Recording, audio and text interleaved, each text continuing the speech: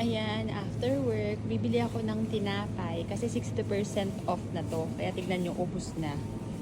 Diba? Bumili lang ako ng ham and cheese croissant. Tapos, dito naman sa kabila yung mga sweets. Ayan. Thesis.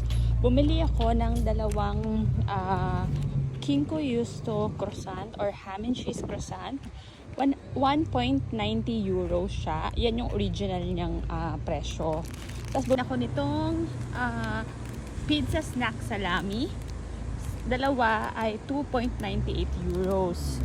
Yun yung original price. Pero dahil 60% off nga, ang binayaran ko lang na total ay 1.95. Very sulit. Meron na kaming breakfast tomorrow.